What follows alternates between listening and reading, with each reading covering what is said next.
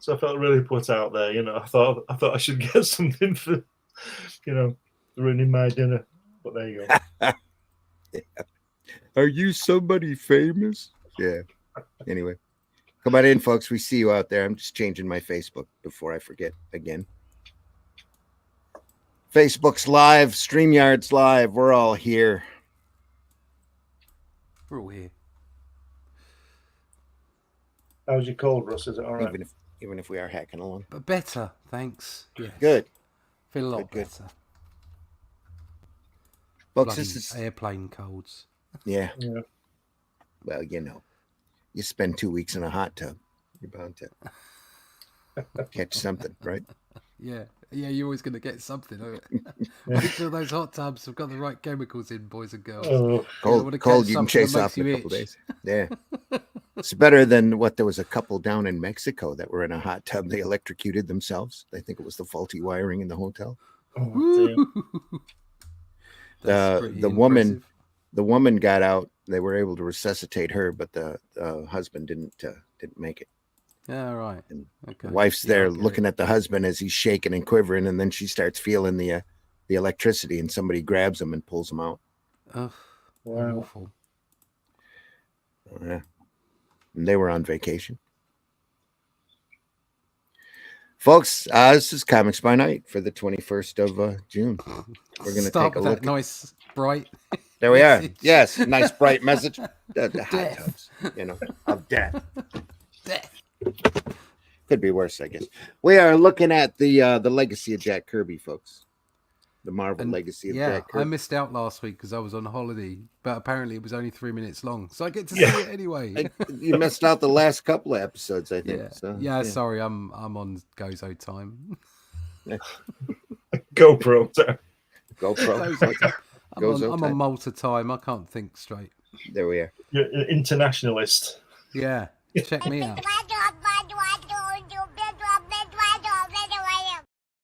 Exactly. It's about the size of it.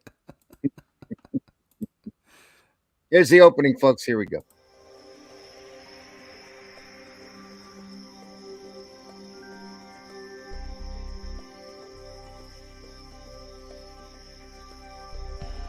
What was that?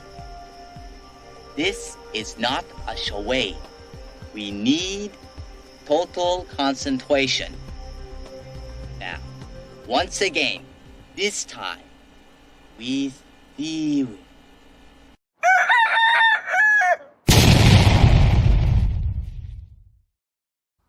Comics by Night, folks. Thanks for popping by. The chat is open. We are live, and we will be on for longer than 3 minutes. So it'll be good. Last week, we had a little bit of cable problems. Glenn didn't have a good back, and we just decided to cut it short, and then my cable went out again right afterwards. So we've just folded space. This is actually last week's. This last week. We lost a week. That's so I have Kirby. a better cable company. Yeah. Yeah. We're glad you're here, though, and no matter when you listen to us, and like I said, we appreciate you stopping by. We're going to look at a great book. I'm your host, Randy Zimmerman. You can find my work over at arrowcomics.store. Arrowcomics.store. There'll be a campaign or two coming up this year, and fundmycomic.com that you'll hear more about if you keep watching this program. And the Atlantean one is in production, so took a little while to get that script done, but or the plot, I should say. But it's going to be great. It's going to be great.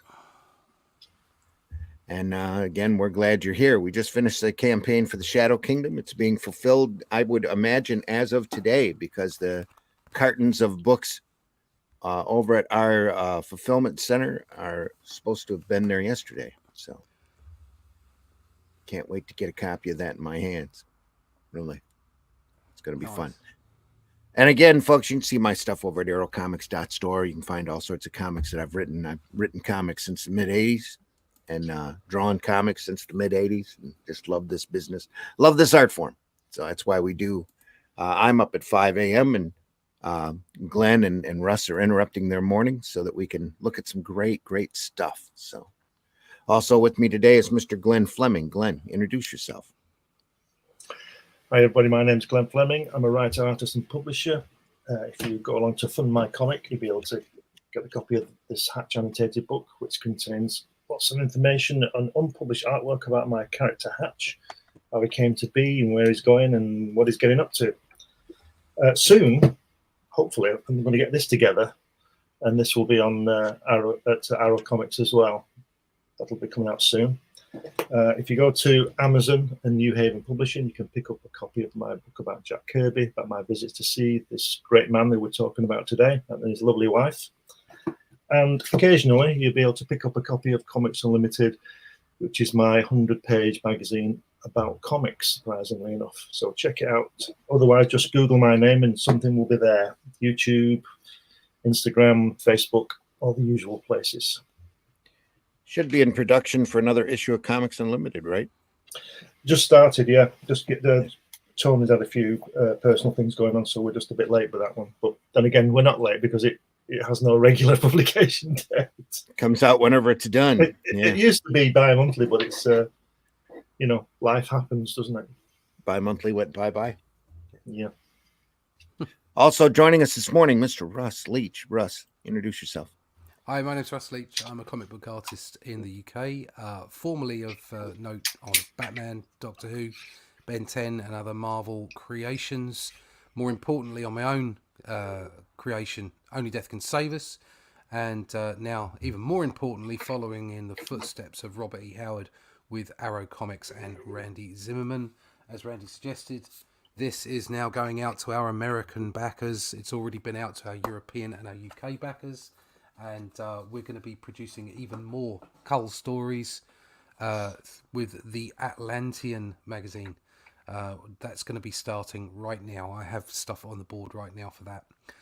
So you can find out all about that and all about the other work. You can go find links to Only Death Can Save Us, about all the great versions of this, because we've got an artisan version, oversized artisan version, black and white versions, retail versions coming out. Also one in Brazil, with Red Dragon Publisher, who we're supposed to be speaking to later tonight. I'll drop links for that. You can find out all about that kind of stuff by signing up to my email list over at russleach.com. Go check it out there. That's my website, russleach.com. You can see lots of artwork and bits and pieces. Get all the connections to my social medias, and most importantly, sign up for that email list. There you go, russleach.com. Thank you. And we're being interviewed by Red Dragon at 10 p.m. my time, isn't it? 10 p.m. There you go. Yeah. Yep. All right. That's what. What's that, 3 o'clock for you, Russ? 10? No. Early in I the don't morning. think it's 10 p.m. No. Okay. I think it's more like 5 or 6 p.m. your time. Okay. So, yeah. Well, let me know. They haven't got in contact with me yet. They said they would, but I'll get it over to you as soon as I get it. Yeah, when you do, let me know. Yeah. when I know, you'll know. Might be a good idea. Yeah. This great book comes in a slipcase. We've been looking at it for the last couple of weeks. We've gotten as far as the Hulk and Thor, and there's so much more to look at, folks. What a great career. And this is just the Marvel side of it as well. So, a little bit of a turn around the top. Whoop. Don't like it falling over. We'll see, we're only maybe halfway through the book. Hopefully we'll get a little farther today. Went through the Fantastic Four yesterday.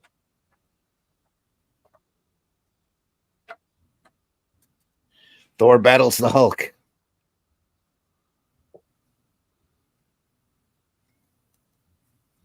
Don't you just love Chick Stone's inking? Yeah. It's great, isn't it? You got that classic Thor pose here. He knows where to put a thick line. He does, he does. Fantastic. Tales from Asgard. Then on the other hand, there's Vinny. So hey. I thought Vinny's style on Thor was pretty good. It's just the story behind it that's not good. But he's when he, I think it's clear that he was inking probably the main characters, and background people were doing the other. But I just think that nice European line. I wonder if that's what Lee was thinking when he saw it, to try and give it that kind of Nordic feel. I don't know. But I'd still rather Yeah, I see like- it inked by Joe Sinnott. Yeah, yeah, me too. Yeah. Everything could be inked by Joe Sinnott. Yeah. A combination of Joe Sinnott and Alcala and Buscema. Dzunga, Buscema and Chan and everyone else. Oh, maybe obviously Inca on Avengers. Palmer. Palmer, yeah. Everybody else can go away. Yeah. Just those What like about 6 or Roy? 7 Incas. Everybody else go there. There's 6 or 7 Incas, and I'd be happy. What about Ryan and Ramita and Wally Wood? No, Ramita. Just let Ramita pencil him. Just pencil. Yeah. Let the others do the inking. Yeah. So John Romita rings you up and says, "Oh, by the way, I want to ink your comics," and you say, "No." Well, of course I would. Could you imagine how much money I'd make? Be expensive though. Just digging It him would up. be, yes. Yeah. Yeah. Look at that drawing there, that horse on that Heimdall page. Isn't that Think wonderful? Think of the Chargers. Just Yeah. love it. Look at and the way that one where what's his name's being taken away. Loki. Yeah. Yeah. Yeah. It's like just the way that the body, the expression of the limbs and everything. Yeah. Mhm. That's like the page 10 years later out of Machine Man, isn't it? When they bring him Yeah. in. Oh yeah. Yep. Very much so. It's wonderful, isn't it? It's absolutely great stuff, no matter who's inking them. Yeah. Yeah. God, look. Is that Bing Fan Boom? That's Look fabulous. at that guy's little trunks. Where? Well, he's the green guy. He's got trunks on. Oh, Look like he's got a nappy on. Oh, Or a- nappy, yeah. Or a diaper to our American friends. Fin Depends, Fum yeah. Fum now shite himself. But look at the way he's lifting Volstagg up. Whoa, Yeah. really. It's just like a little Oh, action God. figure, little rag doll. This is comics. Yeah. with It is. This in capital letters. yeah. With that dynamic hand. Look at that lovely brushwork on his wing or his fin or whatever it is. That green guy. Look at that. Yeah. I mean, to be fair, that's Vince Coletta, isn't it? Is it Vince Coletta? Yeah, I'm pretty sure it Yeah. is. It is, yeah. That's like I said. I think Vinny was inking the main characters, the main parts, and I think he had a studio to do the backgrounds. Oh, those That's, are that's my opinion. I don't know whether that's true or not. those are some mighty well inked rocks back behind him, though. Yeah. He's solid, isn't he? That guy, Yeah. absolutely brilliant. It's almost a shame to put word balloons on, isn't it? To sort of Yeah. just print it without the words on. We'll work it out. Especially Lee and his, verbose verbiage here. Yeah. Be interesting to see the original artwork of that, to see just what Jack was saying Mhm. and how Stanley changed it. HR's in the house with a group of icons. Glad you're here, HR. Thanks for stopping by. But it's fantastic, isn't it? It's wonderful. Great stuff.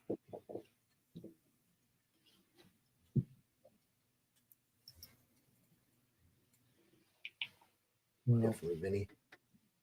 It threw a little drop shadow back here on this. yeah, Try to make it look connection. that's been done in the production, hasn't it? Bloody graphic designers. Yeah, I Of know. the book, yeah. Trying to be fancy. I remember getting that's Tales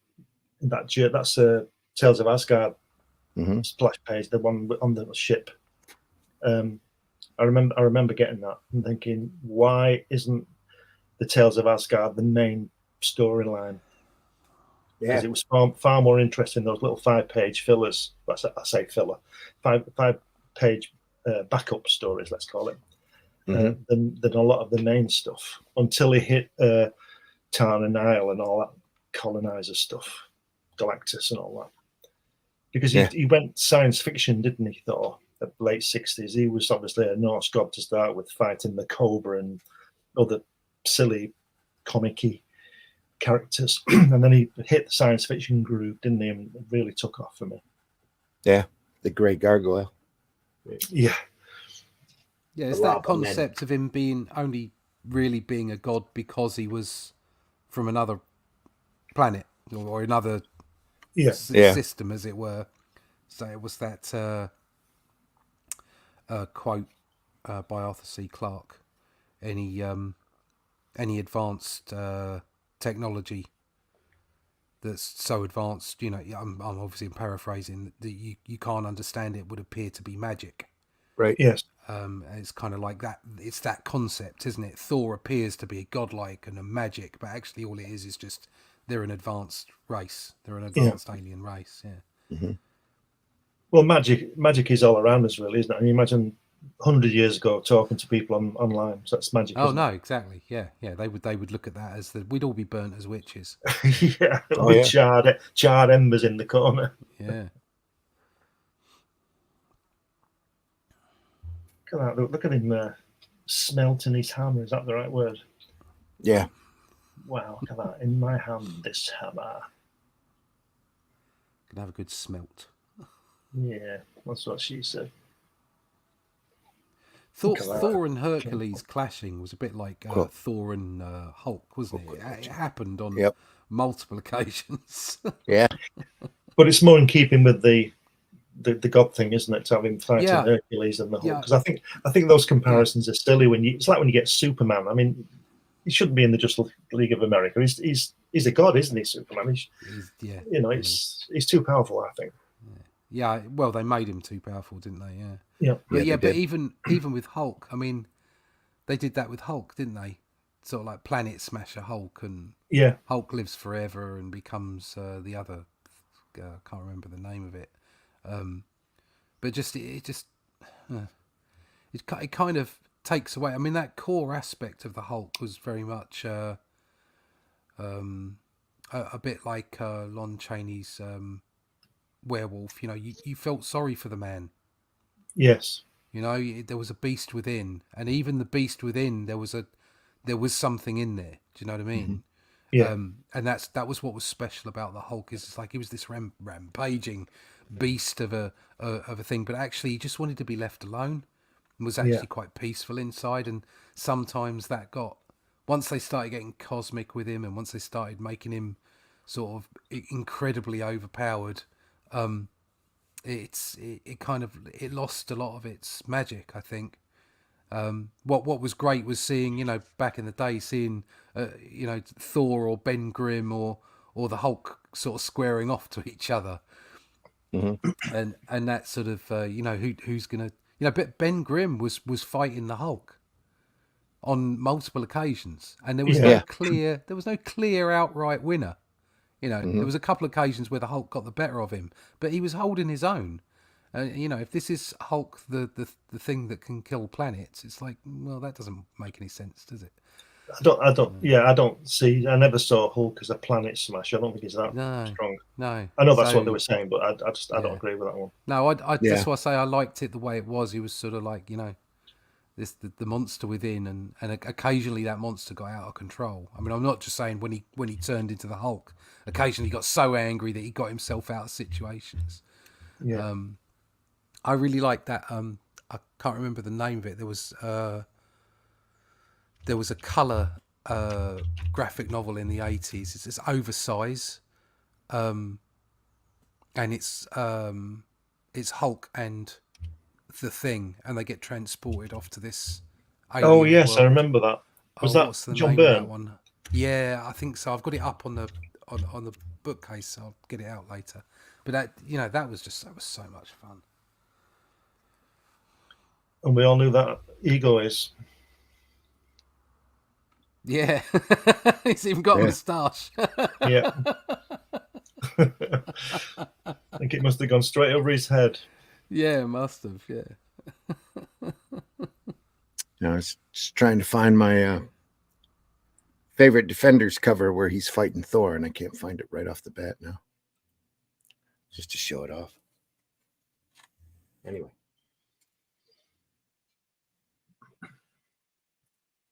A great crowd fight scene.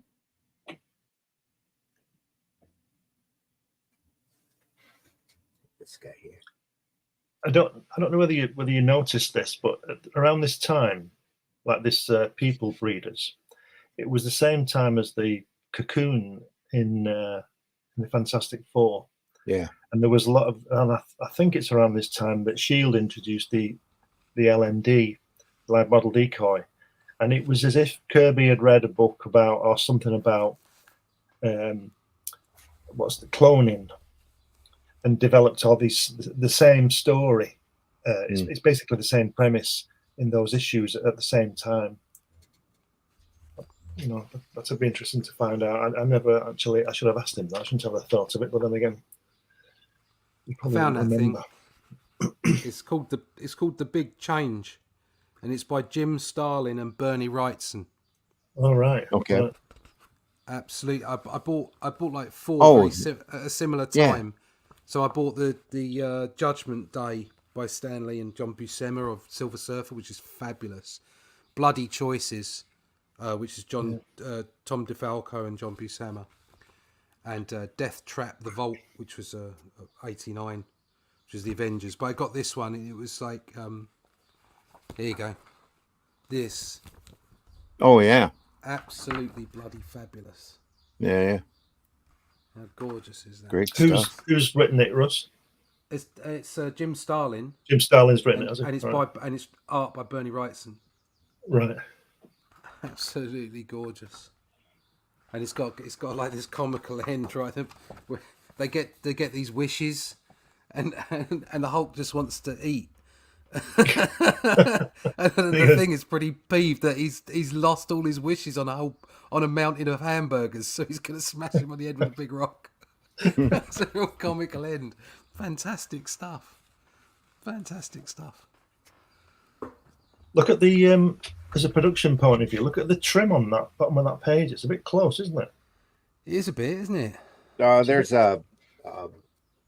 Board. Oh, right. I see. Oh, Right, I get okay. it. Yeah. I thought Yeah. that was the cover or something. Got it. Yeah. That actually Oh, looks bloody like hell. a cow print, but it's Kirby Crackle, It's isn't it? Rorschach. It is. Look at that. Pha-tong. Blast. The It's power Ulick, isn't in it? what it's all gone a bit blurred. Yeah, See, that's- it's yeah. well pixelated, but the power in those Is that better? panels. No. Oh, Yeah, it's coming. It's coming. changing getting now. there. It's changing now. Yeah, I always thought Ulick and Blastar were brothers, and then there's a Calibac and New Gods, and they're all the same guy. So Yeah. I Looked a reckon lot they're alike. Yeah. the triplets, you know. Mhm. Look at that. Pha-tong. Same mom. I mean, that They're page, brothers. that's- Yeah. That splash page. Look at it. Just Yeah. how can you? I mean, I did. Yeah, as I said, I crazy? wasn't that keen on Kirby's style when I was a kid, but it didn't stop me being utterly impressed by just how bombastic everything was. Do you know what I mean? It was comics. It was like, wow, I prefer this person or prefer that art. You know, eventually, like as with all of us, you come to your Kirby moment, and I realised just how genius it was and how beautiful and brilliant it is. Right. But even as a kid, when I didn't have that appreciation, it was still just so energetic and so much fun to have in your hands. Mm-hmm. I remember picking up his Captain America run in the 70s and being really disgusted Yeah. at it and not liking Right. it at all. And now it's phenomenal. Yeah. Yeah. It's great, crazy stuff. It's because it is true art. Yeah. Yeah. Yeah, like I say, the standard of illustration in in a few, very few corporate books at the moment is off the scale. It's stellar. It's amazing, but it doesn't pull you in the way that this does. Yeah. It's the style. It's everything about it. I mean, even like I was saying, even as a kid, without a sort of a more mature appreciation of the art and not liking the style, still it would make me want the book. It would make me read the book because there's just something magic about it. This Kirby stuff is there's a few artists you can say Kirby's stuff is more than just comic book. It's art. It's beautiful. I'd agree with that. Look at that Wrecker cover. if you imagine the buildings not being there, Yeah. and it's just a straight on shot. So what Jack does, he flips it and draws that fantastic perspective on. Do you see what I mean? How he's changed the angle of the shot with the background, Yeah. because it would work without those buildings on. Yeah, it would. Yeah. But there's Incredible. so much energy in that and so much movement. Well, the colorist thought so too. That's why they did the neutral Yeah. gray tone back here. Just blend it all, push it back so that you see the focus here. Great inking by Bill Everett as well on those couple of issues he did. Yeah. Really enjoyed that. Everett's another one of those guys that you don't hear a lot about anymore that did phenomenal work. Yeah. I love his later run on Submariner. It had all sorts of just fantastic style to it. It's completely different from his Golden Age work. Just beautiful. Oh, here we go. Look at this. Here we go. Look at that. See, this is... Sorry, go on, Glenn. I'm just going to say, look at that blade that Sif's throwing there. That's it. Yeah. I was looking at that panel. That panel really sort of it's so descriptive of his middle style. Of that, once he got comfortable and he absolutely started to nail the look. It's so slick, just so slick, beautiful. And that's one. I don't know who that is jumping in onto the Rainbow Bridge there, but again, I think it's the recorder. Yeah, right. Was it one of Tana Niles' people? Oh, that horse. Do you know? It doesn't look like a horse at all, but it's beautiful. if I could have any cover of Thor by Kirby, it would be that one where that hand is holding him, the Ragnarok one. All right. Either that or that epic one with Hercules, where there's no lettering on it. It's just them two. Yeah. I think I'd go for that one with the hand there, because I think that is amazing. That's just amazing, though. And look at that lovely thick line Vinny's done on the top of that arm, on the claw guys who's holding Thor. Look at that lovely line. You know, it's like you said about Chick Stone. He knows where to put a thick line, which makes it all the more sad that the stories behind the artwork on Thor. If he'd have just sort of got on with it properly, But it is fantastic stuff. Yeah. I like the way, just before you turn over, look at Heimdall. This blue guy's landing. Heimdall is the guard, isn't he? But he's very aggressive. He doesn't say, "Hi mate, can I help you?" He's going to kill him. He's pulling his sword out already. He wants to fight as well. One thing you notice in Kirby comics, everybody wants to fight. Everyone wants a Barney. Well, it was kind of like the way. I mean, how many times did you see two superheroes start off their meetings in fighting because they weren't sure, or they thought the other person was a villain, or but they come to an agreement in the end and they become fast friends. Yeah. Mm-hmm. And it's like you don't know anyone truly until you fight them. It's like that piece in the Matrix. You don't really know someone till you fight them. And there's something to be said for that, I have to say, because I fight people all the time at my karate training sessions, and you get to know people. You get to know what they're like. You get to know their reactions and all kinds of stuff while you're fighting them. Do you know what I mean? So there's something to be said for that. That very base instinct of man. Another side to that would be Mike Tyson saying everybody has a plan until they get punched in the face. Till they get punched in the face. That's right. Yeah, everyone's got a plan until you get punched in the face. Then it's all over. How gorgeous is this? That's just and the absolute genius of making it sort of black and white in the background and colour over the top. Yeah. Yeah. Then we have this. That wonderful look at that. How bloody cosmic is that, eh? Roz said in their house, if anybody wanted to read the magazine, they had to read it quick. because Jack would be cutting it up, sticking to make it into a collage. Look at that! Look at that lovely lettering as well. That's probably Sam Rosen or Art Simak, isn't it? One of them two. They were doing all that Probably. stuff. Yeah. Look at that. Of course, that was probably half a page. Half Yeah. In the comic. Yeah. Yeah. He's sitting in his own little private cosmic cube with his laptop, isn't he? Yeah. Galactus. I like the fact they made his spaceship a cube. Yeah. He's got that big spaceship, isn't he? That's kind of like a sort of a weird shape, sort of a bent square or whatever. Mm-hmm. Yes. I know what you mean. like a parallelogram, kind of a weird shape. And then he's got this extra bit that he goes out and it's just a cube. Although I can't see how he'd fit in there. Yeah. It's going to be really on that scrunched guy. up. It looks like he's got a black eye, doesn't he? It looks like he's already been punched. Oh yeah. Yeah. Well, no living testicles, however monstrous, can bind to lactus. Yeah.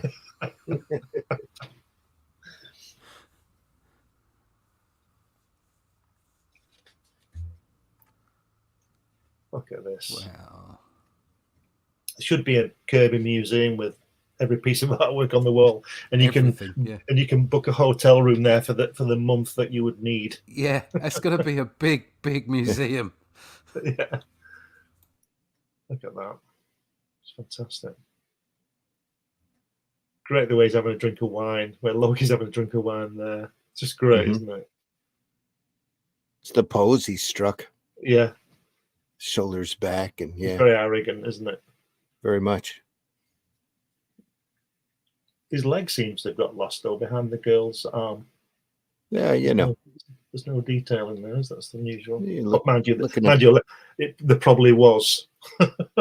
You're looking at the girl. You're not looking at the leg detail. So and that's true too. There might have been all sorts of muscle definition in here that Valletta just decided wasn't worth inking.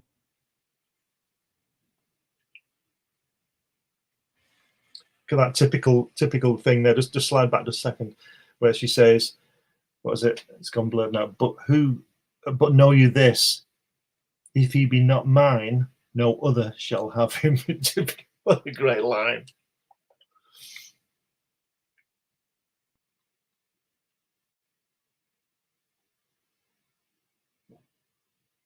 Warrior Strength, Boulder. Hercules. It's a great. And Boulder.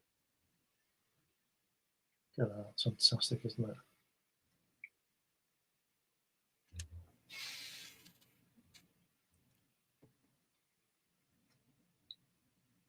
Look at It's that. great stuff. Hercules down here smiling. He likes drawing those big club type things, doesn't he, with blades coming out from and all sorts of things. Like that guy in the bottom there with his underpants on. You imagine getting whacked in the face with that, you'd know about it, wouldn't you? Is that Calabac? No. Who's this guy? It's Calibac's other brother, isn't it? But he's just a Yeah, it beard. is. Yeah. There's 4 of them now. There's 4 of them. Oh, God.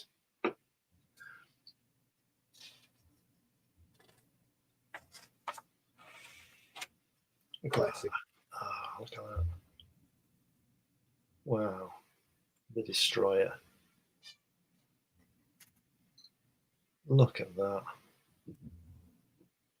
You just want to see the pencils, don't you? No, yeah. Yep. Or at least a better inker. But anyway. Like I said, I don't mind it when he does this kind of thing, because those legs are amazing. The muscles on those legs are fantastic. Mm-hmm. And this is just my opinion again. I don't know, but I think he's inked all of that. And then when you get like across sideways and get the Asgard, he probably hasn't done that. Yeah. But again, I don't know. But the one on the next page, inked by John Verporten. I mean, how good was Johnny Verporten? That cover is another classic cover, isn't it? Sure it's is. fantastic. Yep. John Verporten died when he was 37, didn't he? Mm-hmm. Yeah. Just after he finished doing Eternals and stuff like that. Really good artist. Look at that. Tell you what, Odin must spend all his life sort of trying new clothes on, because he's never the same, is he? No. It's a good job they only had him in a couple of panels, isn't it? Never. Jack could still be doing it today. Mind you, somebody probably rub it out. That's probably part of the joy, though, of drawing the characters, Yeah. making him look majestic in different armor all the time. Well, John Romita said that he had to, when the artwork came in for Thor, they had to check those circles on his chest and on his trunks there, because Jack would sometimes draw 4, and sometimes he'd draw 8. Yeah. But in the next panel. Yeah. God, that's wonderful, isn't it? Could you imagine the enormity of getting these pages in the post and having to change them? You wouldn't want to touch it, would you? You wouldn't dare. Well, depending upon who was doing it, I would imagine after a while it'd be a job, just making sure everything was right. And well, I told you about Sinner. Back when this stuff was out, they didn't know how important it would be. No. But I told you that story, Joe Sinner. We used to, when he got Kirby pages through the post, he just used to lose an hour of his day just looking at them. Yeah. And he was a consummate professional, wasn't he? It would still be impressive, though, wouldn't it? Yeah, you still get it. I mean, you might not appreciate the historic significance of what Kirby was doing at the time because you were in it. Yeah. So, like you say, Randy, it would have been just a job, but at the same time, there would be you'd still be getting those pages or looking at it and going, "Fucking hell, this is good." Sorry, I just dropped an F. But you'd be going, "God, I mean, this is awesome," and if you're an artist, even if you're doing the job, and so it's like you say, you're an inker, and Joe Sinner is incredibly talented, and you're an artist and you're doing your job, and other art comes in for you to embellish or finish or whatever you need to do. You're still going to look at it and go, "Wow, I've got to do something to this." Yeah, quite imposing. Now for Iron Man, the quick shot of the Avengers here. Woohoo! It took me a long time to like Dick Ayers on Kirby. Okay. But now he's great. Stuff is great.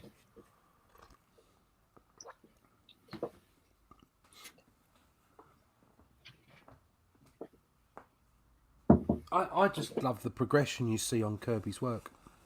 And then you get Paul Reinman trying to ruin it. Yeah, I know he hit the ground running. But still, you can see this progression where he slowly gets to this like stylized version of himself, which is what I remember most as a kid. I obviously don't remember the early stuff, and it's especially when he comes back in the late 70s. Yeah, and it's so damn impressive. It's just. Oh. Well, this work here was done. I know this is an Avengers 1 here because Iron Man's in his armor, but that Avengers 1 was done in like a week and a half. I mean, that was a rush job beyond rush jobs. Wasn't there something to do with the Daredevil wasn't ready or something? So they have to. That was there's a fantastic blog that Jim Shooter was doing for a while, and he said Avengers 1 would have never have existed if Bill Everett wasn't a raging drunk. Yeah. And that print slot was actually meant for Daredevil #1, and they went to they hadn't heard from Bill in a while, and they went to go find him, and they found him drunk in his bathtub. Yeah. So Kirby to the rescue. Panicking. Yeah, Lee was panicking. He gets a hold of Kirby, and Kirby goes, "Well, why don't we do what Martin wanted us to do in the first place, and take a bunch of our characters and put them together in a group like the Justice League?" Yeah. So that's why Loki's the villain in #1, and then they really stumble around for a couple of issues with goofy villains trying to come up with stories for all these characters. The Phantom. I guess it was just the Phantom who was switching bodies with that. Now I can't remember who was in 3. What villain they used? Probably Hulk and Submariner at that point. then 4, Captain America comes back. They kept Was they were was kind issue of 3? wandering Was it around for a little bit. was issue 3 Magneto? I'm not sure. I would have to go back and look. Just slide it over a bit, Randy. That Avengers cover with Cap on. Mhm. That I think that's Paul Ryan or George Russos. That's one of. I remember that coming out as well, and I always remember. Oh, I got it a year or so later, probably, but I remember thinking, I wish somebody else had gone. Had inked it. One of the other because I didn't really understand what pencil and inking was, but I knew somebody else was working on top of that. And it's such a fantastic drawing, but it's ruined, I think, by the inking. It's not good inking at all. But it's like you said, it's just a question of getting it out, isn't it? Who's available to get it out? Yep. At this point, it was. And also, you've got to remember that Kirby was doing layouts for everything, so he was only giving these people rough layouts of this stuff, and you can tell. Look at that Cap face where he's lying down with the shield on his chest. It's just literally bashed in, isn't it? It's it's bare. The inkers were getting bare layouts at the time because Kirby was doing so much. Helmets off. Yeah. Was it the Iron Man mask with the pointy bits? Is that Ditko design? Yeah. Because they fumbled around with Iron Man's costume for ages, didn't they? They rounded off the head pretty quick. Yeah. Yeah. After that, get the right thing. There's a period there during the early 80s and he had a nose. Remember that? Yeah, I do. Yeah. It's just crazy stuff. Yep. Invasion of the Lava Men. That splash page there, where they're all walking towards you, similar to that one in Captain America later, isn't it? When they all is it the Super Adaptoid splash page? Mm-hmm. And then you've got Rick Jones there with his jumper on and his trousers. Yeah. What's Rick Jones doing there? His hands in his pocket. They were worried about the Hulk at the time. Remember, he bounces off at number 2, and then they chase. They're out looking for him there for a little bit, and Rick's with them. But what? Why Rick? I don't see. I remember Rick Jones from, was it Captain Marvel? Yeah, Rick Jones is in Hulk 1. Where he used to, he had the bands. Yeah, the power bands, the mega bands. Yeah, the mega bands, and then that would make him Captain Marvel, so that either of them would be in the negative zone or whatever when they weren't sort of swapped over. Right. I don't know the lore about that at all. I just remember the comic from when I was a kid. And Rick Jones, I know Rick Jones had a thing had a friendship with the Hulk. He could talk to him, but I never understood quite why.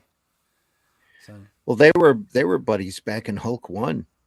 Bruce is out chasing after Rick when he gets hit by the bomb. So he was the one he was out there after Rick. Yeah. Okay. All right. Now joined with Brian K. Moritz. Brian, how you doing, man? Good morning. How you all? Thanks for getting up this early and joining us. Oh, thank you. I'm sorry I'm so incredibly late, but priorities. You're always welcome whenever you come in. Yeah. I drink it for your sake, gentlemen, not for my own. Brian, why don't you take a quick moment and introduce yourself here? Well, unaccustomed as I am about speaking about myself, I'm an author, publisher, editor.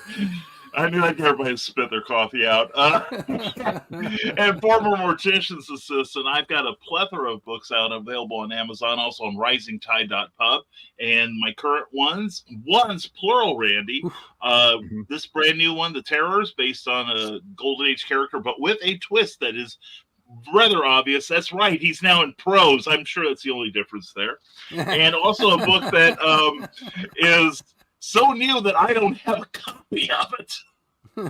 It is Conrad von Honig, a sequel to Quest for the Space Gods from Flinch Books, and this is Quest for the Delphi Oculus. It's an international it's a novel of international intrigue. Think James Bond meets The Prisoner. Ooh, there's a high tone reference for you. But anyway, I'm very proud of this book. It's from Flinch Books, available now on Amazon, and I think everyone should own a copy. And thank you all for letting me be on here. I really appreciate it. Always like hanging with you guys. You're always welcome on whenever. Thank you very much. Whenever you can make it. Whenever you can drag yourself out of bed. Yeah. Yeah. Well, I'm already pushing the Scott Rosemo limit here on attendance. So hey. There's a rather wonderful credit just there. I am so incredibly proud of that. Really am, because that's a good looking book. That's a beautiful book. Oh yeah. Yeah, seriously, Brian, guys, you all should be proud of it. Well, glad to anytime. And yeah, if you don't have a copy of it waiting to whirl its way to your mailbox, you are missing out. There we go. There we go. Yeah. See how these guys have gained social acceptance because of this wonderful book? And you are that close to it, folks. No more ridicule once you get that book. It's going to be hitting the mail. Anything with today. your name on it, Brian. Anything. Yeah. I know. Yeah, I'm looking forward to my copy. I really am, because Randy I really will get dug what you guys did. Yeah, Randy will get you a couple of copies as soon as he gets them sent to him from RJ. Yeah. Sounds good. Worth waiting for. Oh, I see some pretty art.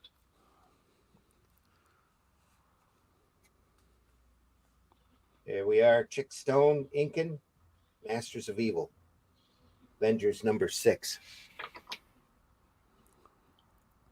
Well, we had all the heroes get together. Why do we have a bunch of villains? There we are. There you go. I love that costume. Baron Zemo. What a costume that is. Yeah, it's like he raided Liberace's closet. Yeah. I mean, it is very camp. It is. You gotta love the fur. Yeah. My introduction to the character of Zemo was in the cartoons. And I thought that was really cool. He had a curtain, pretty much, or a mask taped or glued to his head that he could never get off. Did he talk like that? Yeah. I am Baron Zemo. Ah. A lot of those villains in those cartoons talk like that. Yeah. Levi's in the house. Good morning, and I'm fashionably late, but enjoying the discussion. Here we are. Always welcome in. Says Chris Yambar and I used to joke about doing a comic called Hulk Love Rick based on those early Hulk issues. It's a great black and white Hulk run had a very tender side to him. Yeah.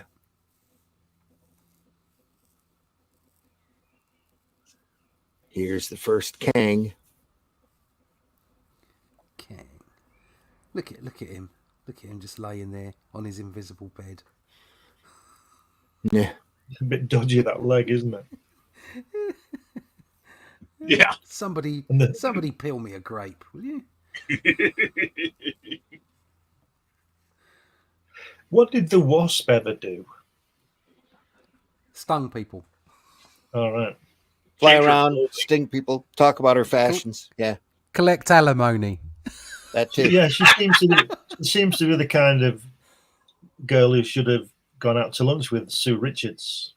Yeah. Yeah, they did all-female team there for a minute. Issue of Avengers put together by Valkyrie. Right. They call it the Incredible Lunches. Main female characters. No, and they didn't mention lunch once, if I remember the story right. Not once. Called themselves the Liberators. Brilliant. There's that fantastic spread, isn't there? That Buscema spread, where they're all sitting around the table in the Avengers Mansion. You've got all the girls there. What a fantastic image that is. Yeah. Oh, yeah. Here's some covers. Wow, look at that. Oh. This is when it gets going, isn't it? That's that coloring again, too, where they leave the little white white shadow here. Yeah. Wonder Man. What a naff character. Yeah.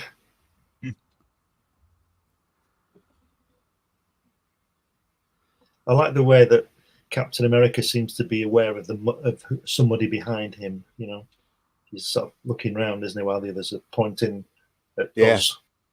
But Cap's aware of something. But it's only the Mole Man. The Mole Man.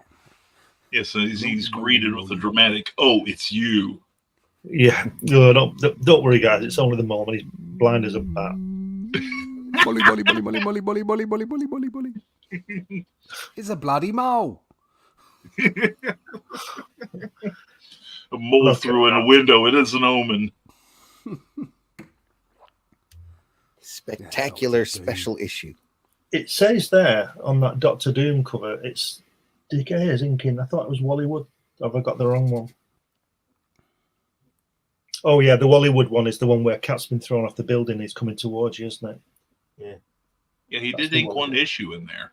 Over Don Heck. Oh my God, that was so nice.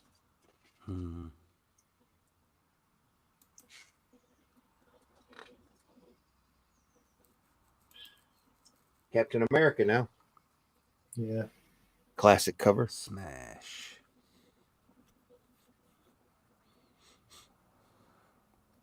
Literally feel the action there with all the broken glass. Yeah. Yeah. That was the best part of that series in Tales of Suspense, because it used to start right in the action, didn't it? You never, where there was no time, there was not enough pages to develop why he was going to this place. He was always there.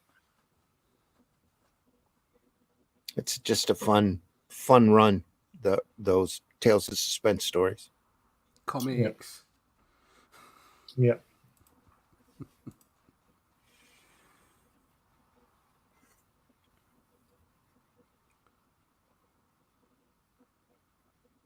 The army of assassins strikes. Could he spread his legs any wider? I don't know if that needed the double plural there. Did it? The army of assassins strikes. Strike. I think it's proper because I think the assassins is a modifier of army. Okay. Here I go sounding like an editor. Dear God. Check you out. That's why I was asking. That's why we get this guy in. That's why. That's right. I know when it looks right, but I couldn't tell you if my participle dangled or not.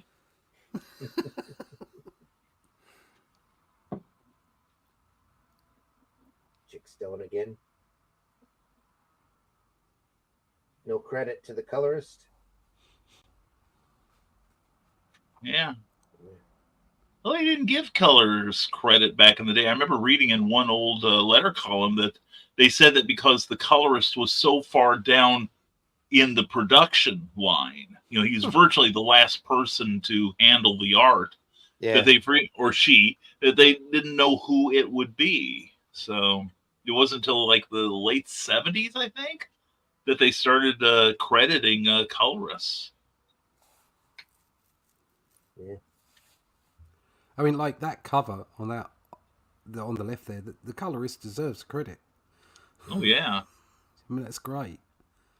You can understand purely from a very basic perspective, if you're just putting flat colors on, and you're not quite sure who's going to do it, why they don't put a credit in. I mean, it's rare you see anybody credited for flats. True. Right. Well, at this point, didn't Marvel only have like a couple of colorists? Yeah. I mean, they were Like probably Stan Goldberg and Marie Severin? Yeah, they were probably seen almost like designers, just like they're putting the end touches on the book. But don't forget, you've just said that they wouldn't, whoever it was, they wouldn't know. And don't forget, all the artwork is complete by the time they get it, so there's no way they can add that. Right. Yeah. Yeah. They're putting it on at the start on all the lettering and everything, so they wouldn't know. And we're talking before. It's hard to remember a time, isn't it? Before you could just scan it in and mess about with it on a computer. This is all done by hand. Yeah. Oh yeah. Even the separations. Yeah. So it's not like if you were doing that now, you get right to the end and go, "Oh, just somebody put a credit on Willie in Photoshop or in Quark or whatever." You can't do that. Yeah. Quark. Quark, yeah. So showing my age. It's what is it That now? Is it 90s. Adobe, That's so 90s. Yeah. Adobe. They've got a Photoshop? page creation. Well, no, they've got a page Clip. management system, haven't they? Adobe. Clip Studio. No. Illustrator. It's like Quark. Oh, It's obviously InDesign. InDesign. That's Yeah, it took that's over it. from Quark. I mean, I remember, Quark was the industry standard when I was Oh, yeah. designing in the 90s and early 2000s, and InDesign came along and everybody's like, no, Quark is it. That's the end of it. No, InDesign is never going to catch up. And now nobody knows what Quark is. And InDesign's the only thing, but obviously there's so many other bits and pieces now. I mean, you can quite happily do page makeup in Photoshop now. Yeah. So Yeah. because text is managed so much better in. I mean, God, when we were doing it, text was so clunky in Photoshop.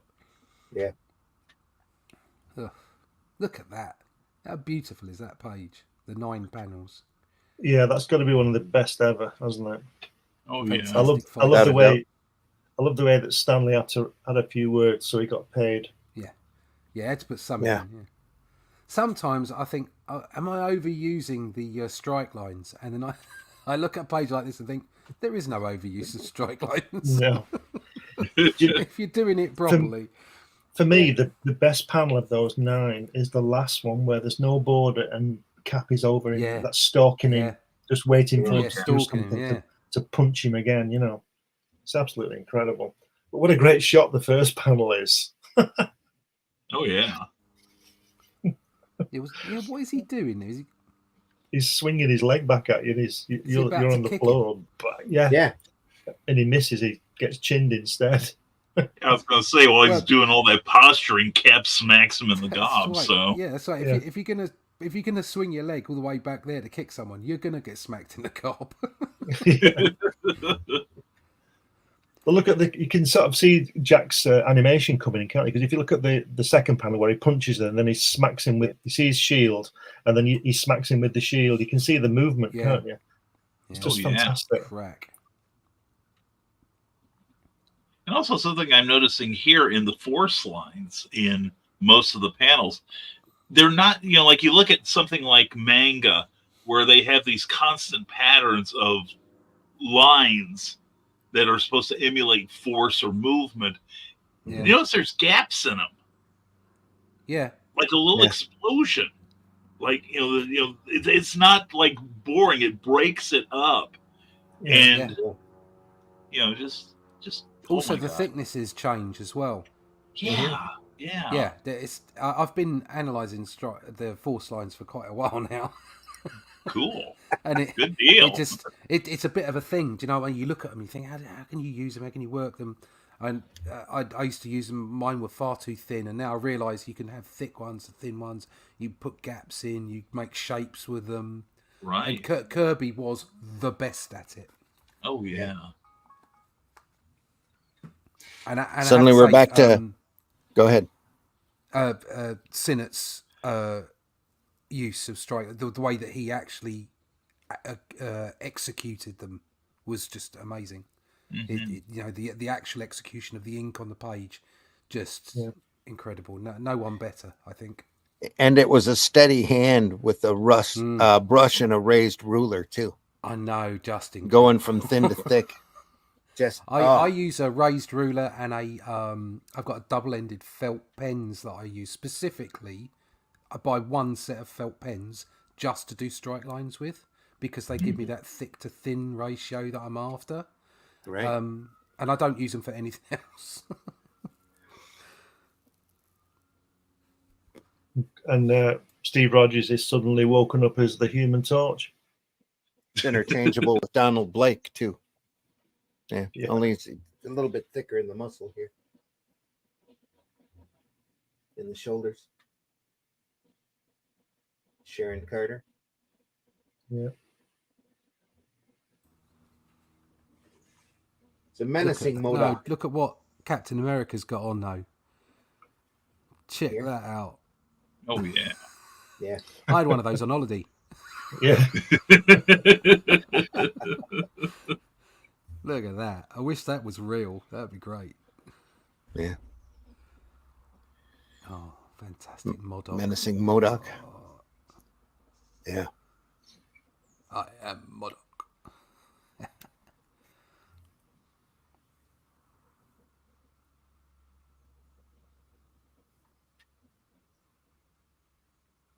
I am their master. Sid Shores enters the arena. I always like Sid Shores. Yeah. Have you ever seen his other illustrations? You know, his pencil work, not superhero. Yes. Absolutely Yes. outstanding artist. Really, you're right, Glenn. And he did a few westerns. I was towards the just end going of to his say, career. I think we found a Western story or two that he did on his own. That Yeah, we've I think looked he at. did Gunhawks for a while. Oh, yeah. Yeah, and of course he did stuff in the 50s. That's just, Yeah. I think it's breathtakingly beautiful. I went back recently and was rereading some of the westerns, and I'll put up Kirby's Rawhide Kid up against anything he was doing in the superhero line. The storytelling in that is just, it was like that 9-panel grid we saw before. It was really, really cinematic in its execution. Yeah. Big premiere issue. Classic cover again. Interesting story about Sid Shores. I've said before, he was in the same. He was in the third Patton's Third Army in the war, and I think he was only a few miles away from where Jack was in his unit. Oh, wow. But they didn't know, and they never met while they were in Europe, and they're Oh, in the same division, and only a few miles away. Interesting. Look at that! Wow, look at that!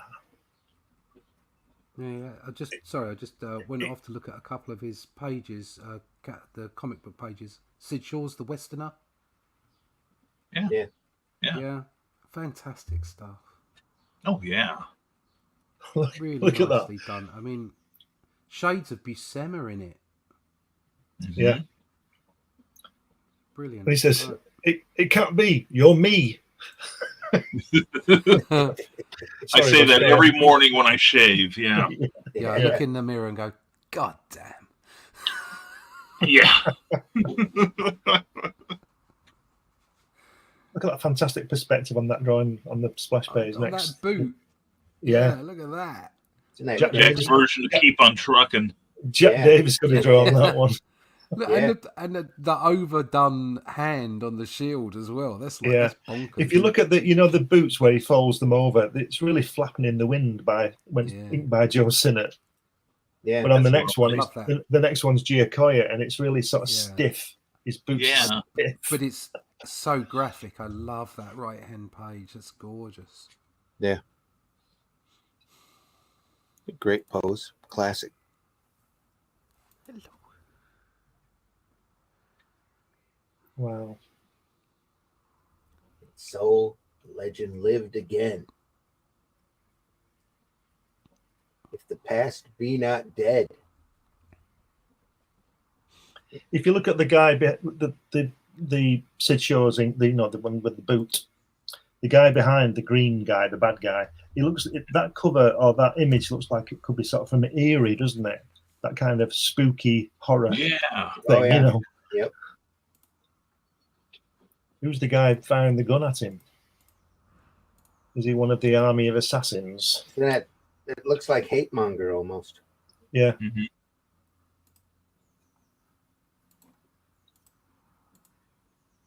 Captain America's my favorite superhero. I think he's great. Absolutely brilliant. I think Captain America is like a proper superhero. As in, he's not mega overpowered. Yeah. But he's obviously a lot stronger than any single person. So that he's still got weaknesses. And so he has to use his brain rather than his brawn. And he embodies the idea is that he embodies justice. Yeah. So he does the good things that Superman does in a character, except he's far more vulnerable, and it makes him, I think you're more relevant to any person than Superman is. And again, Personal. Superman's popularity really sprung up when he was a lot less powerful. Yes, Yeah. yes. True. His following seems to drop the more godlike he becomes.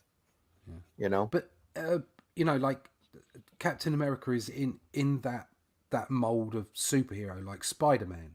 Mm-hmm. Okay, stronger than people, and actually can be very strong, but has weaknesses, character weaknesses, physical weaknesses. Right. He's not the strongest there is. Okay. Yeah. And that's why these characters they resonate. Captain Britain was the same. He had magical powers and he was strong and he could fly in the end and stuff, but he still wasn't like strong to the point of Superman or Thor strong. Do you know what I mean? Mm-hmm. And I think that's why you had to really take Thor in that kind of sort of science fiction route or whatever, so that he could actually be against powerful beings and make him less powerful. You know, when Thor's like super powerful, you put him up against Hulk, but when he's up against Galactus, he's not going to be able to do it on his own. So that's that. You've got to get that relativity between heroes, and that's where some of it's kind of gone awry nowadays. Is that everybody's just become too powerful? Mm-hmm. It's all like overpowered. Everybody's overpowered. Yeah, I agree. That they get a lot of people get the wrong idea about superheroes. It's not that they're mega overpowered beings. It's that they're extraordinary beings that still have relatable characters. That's what makes them, fun to read. exactly. Well, I got to talk one time with Elliot Magan, who wrote like a bunch of Superman stories in the 70s and early 80s. During the Kurt Swan era. Yeah. Oh, yeah. And wrote some of the best ones, too, I think. But I asked him one time, I said, you hear about how hard it is to write a character like Superman, who's so powerful. How do you create challenges for him? He said he's the simplest character in the world to write for. That all you have to keep in mind is, here is a person who is really, really good. And you give them a mess. How does somebody who is really, really good handle that? Mm-hmm. And you can say the same thing about Cap. He doesn't believe in killing per se.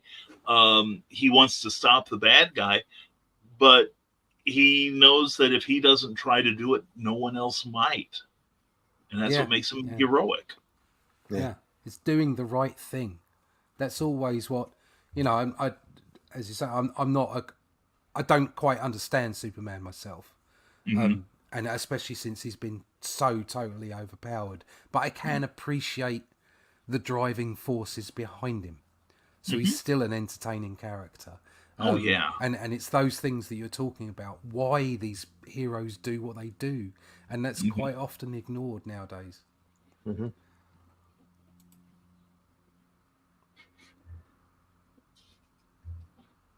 Now the X-Men. Oh.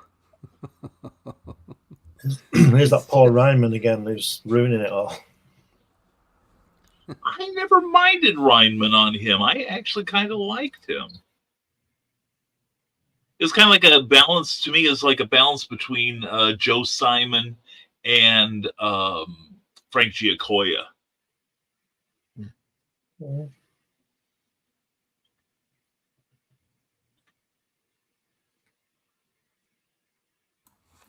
Again, early work, not quite the sort of the bombastic blockiness that you got to. I never knew the X-Men existed until I saw the Captain America cartoon that had all of the different Marvel characters in it. And the X-Men were there, and I'm like, who the hell are those? Right. Those guys. Yeah. Never seen new guys before. But they quickly became my favorite team. Especially at the point where I was reading, there wasn't an X-Men comic per se. They started the reprints back up Oh yeah.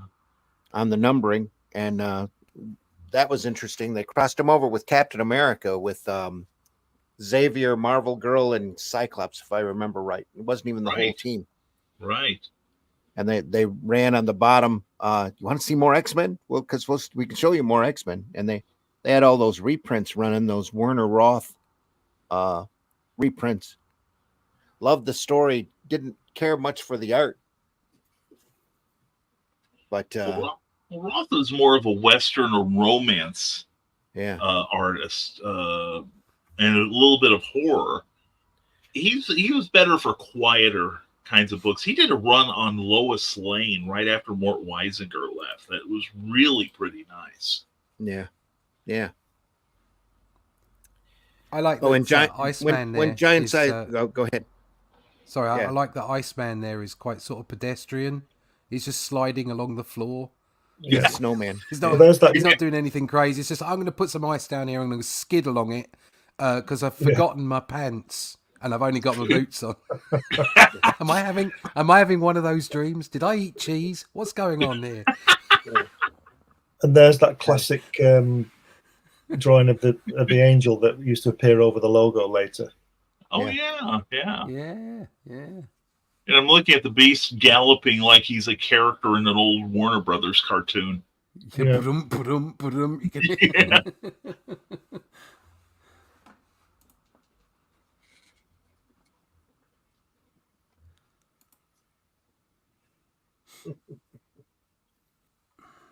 Oh, and there's that Magneto close up on the eyes that Roy Lichtenstein ripped off. Yeah. Mm. Yeah, ripped off. That's the word you use. Ripped off. Yep. Roy Lichtenstein going around getting all the plaudits of all the snobby art critics Yeah. while they look down God, their nose yeah. at comics. It's like Yeah. hideous. Says everything you need to know about the art scene. Yep. It's ridiculous.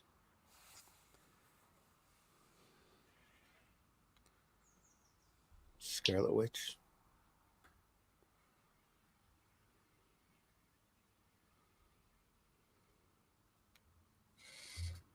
It's like I Russ don't was know. saying earlier. These are comics, aren't they? They're powerful and they're exciting, and it makes you want to read it.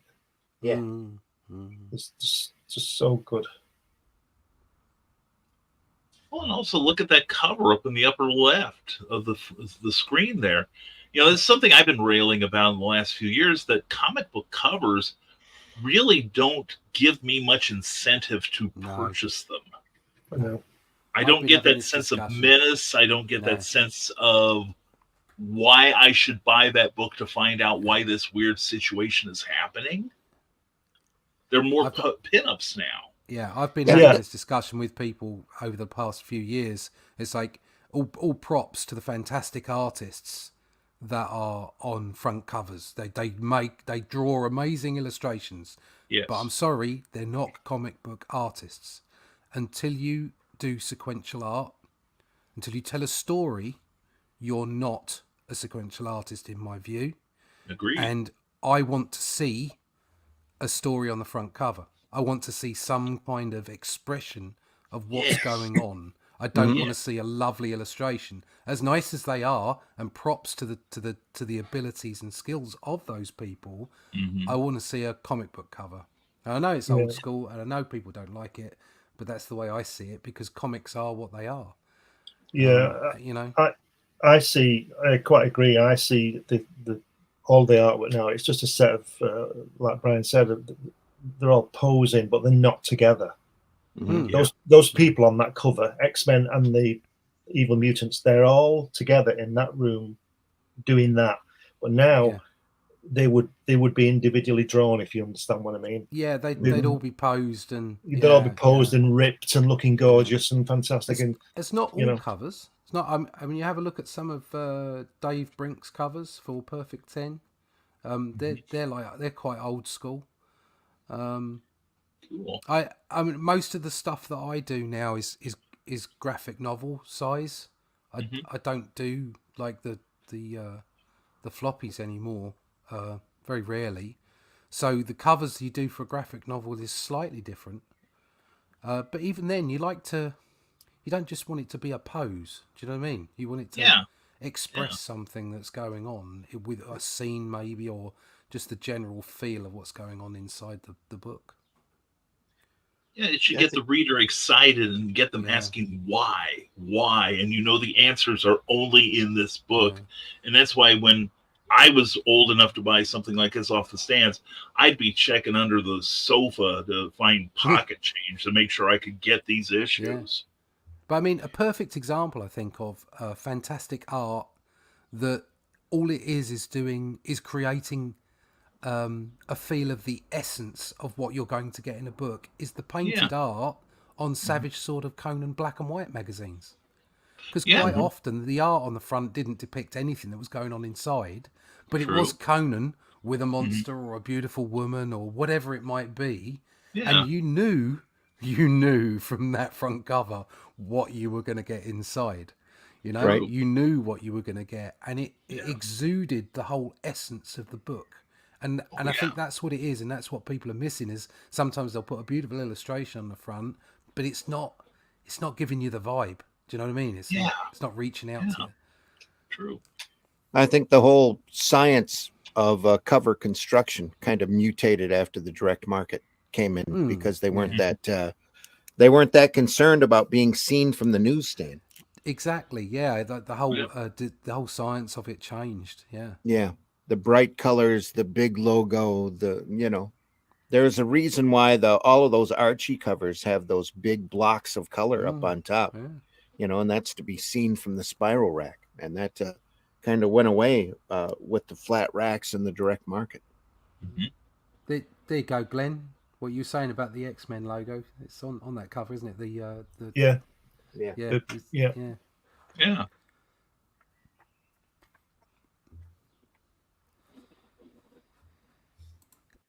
Pinups. Look at that. Look at that beast pinup. How good is that? Yeah. That's lovely. It all just screams fun, fun and entertainment. Yeah. That beast drawing again is using the buildings to give the dynamics of it, isn't it? Yeah. Or more so because if you took away the buildings and you could be looking down on him. Yeah, he could be pressing the washing line up in the air, couldn't he? That's right. Yeah. That's true. And a slight curvature on the earth for the angel. Yeah. I'm not sure if it's on purpose or not, but it must be high up. I think it was Gemini 5 first saw that from orbit, 650 miles up. Look at the domesticality of Marvel Girl here too. She's cleaning. yeah. I was just laughing there. It just says no wonder they call her powers. Yeah. No wonder they call her Marvel Girl. Look at what she's doing. She's lifting up a vase of flowers. Wow. As she prepares to heroically sweep the floor. Yeah. Let's dust this table. Let's put her up against Galactus and see what happens. Yeah. Wait, it depends if it's a dusting contest or not. Dusted, he'll make the earth dust. I don't think Galactus has got much skills when it comes to dusting. Yeah, that's because he gets someone to do it for him. That's what he's got all those heralds for. The old Silver Surfer comes in and puts his finger through the dust on the control panel and look at the muck in air. You can imagine him with a little I don't know what you call it. A little I don't know what you call it. What do you call it? Feather duster? No, what they put on like maids wear. Oh. Oh yeah, there we go. You went there. You went for the pinny. You went for the maid's pinny. That's it. And somebody has just heard Glenn and is running to their drawing board to put the Silver Surfer in a French maid's outfit. Yeah, and might as you well. You get Alicia come in and say, "What are you doing?" And he says, "Oh, it don't matter, because she can't see." Yes, I'm not doing anything. No. I haven't dressed up in this outfit at all. It makes me feel pretty. Well, she says, "Have you seen my penny? My penny?" No. No.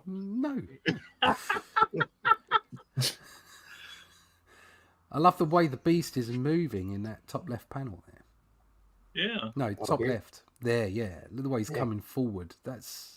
You can see that he's using all 4 limbs to walk forward. That's great. Yeah. Oh, look at Cyclops. Look at those red glows under the visor. Poor Professor X looks really, really cold. He does, isn't Yeah. it? A bit chilly He out does. there.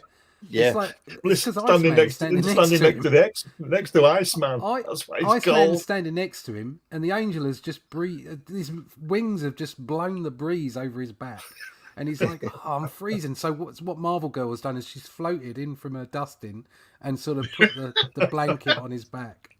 Yeah. And in It's the a panel we family. don't see It's a family. the panel we don't see Cyclops warming him up with his Yeah, beams.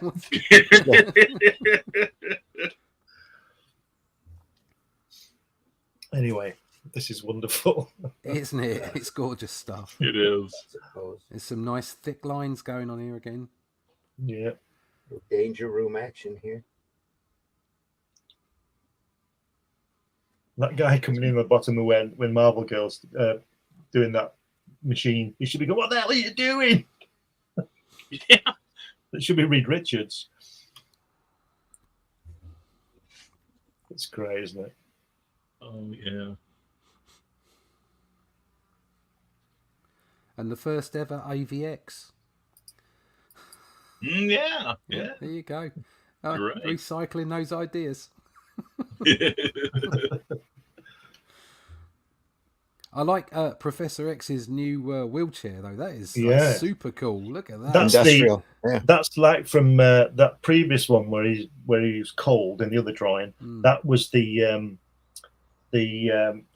Adam West mobile, and now this one's the latest one, the armored car. That armored car and the machinery doesn't look particularly Kirby-esque. It looks Ditko to me. Look at that shading under between the boxes on the bottom. It looks like Ditko. It's got an almost Mobius feel about it. Yeah. I was thinking Joe Manili with the lack of like black spaces in it. Yeah. Yeah, but Joe Malini was dead by this point, wasn't he? Yeah, he was. Yeah, so. But if you look at the villain there, Lucifer, that's classic Chickstone with that thick line around it. Yeah. Oh, yeah. I'm wondering if Kirby's literally I'm wondering if Kirby's just flicked it in and somebody else has put the detail in. I think Ditko's got his pens on that. I don't know. Still a good cover though, isn't it? Oh yeah. I like these. Used to like these double cover things. These do them on a Tale to Astonish and Suspense, didn't they? Oh yeah. Chick Stone here. Credited. Yeah. Fantastic, isn't it? Yeah.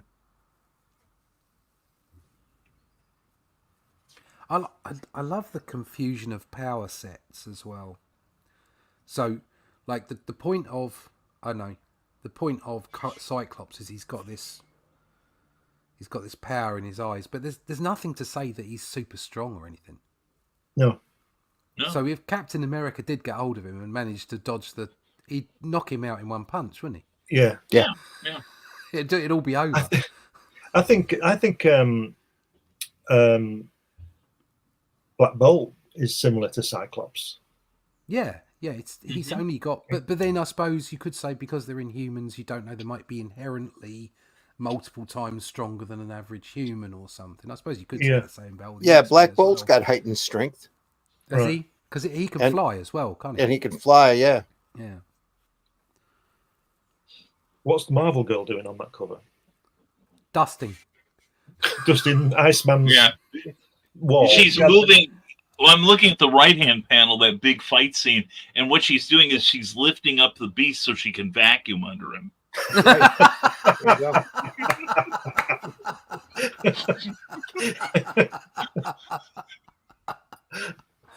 Oh dear. How to ruin your childhood. Oh, I know.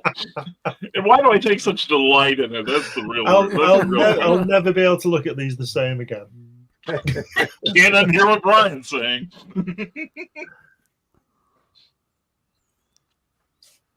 I'll tell you what, Kirby did some of his best covers on X-Men, didn't he? Mm. Oh, he Great. did. Those are Yeah, beautiful. some real dynamic stuff. That left Love- one there, the Yeah. Juggernaut, where the angel is going back. I was about to say, with Angel's position there is fantastic. Yeah, it's wonderful. And that's another one. Like what the last time we were together, we talked about that Fantastic Four cover with the Sentry. Yeah, That it created like a sense of mystery about the character because you couldn't see what they looked like full on, even though it was a very, especially for Kirby, non-dynamic cover, but it was beautifully designed. Yeah. I hope they show the Sentinels cover where with the reaching, that red cover where he's reaching over him. Oh yeah, yeah. Which is actually flopped, you know. Really? That cover's flopped. I didn't realize that. And the Ditko Spider-Man with Molten Man, that's flopped as well. Okay, I do remember that. Yeah. And there's also a splash page by Kirby in Cap where it's flopped because they're doing the Hitler salute, but they're doing it with their left hand. Oh. So that's been flopped as well. Interesting. Interesting. There we move to Sergeant Fury. Oh, look at this. Decayers, is it? Yeah, Decayers. Yeah. This is the book that got me interested in war comics. It's a classic cover. Oh yeah. That's Kirby. Yeah. I don't mean the artist. I mean that's Kirby in the drawing. Yeah. Look at that. The way he's throwing that grenade and that explosion behind him. I mean, this guy's seen this, hasn't he? Yeah, You know what I he's mean? felt Oh, it. yeah. It's been there. Yeah. Love those panels there. Howling Commandos. That's just awesome. Isn't it? Just fantastic. Rawr. Wahoo. Wahoo!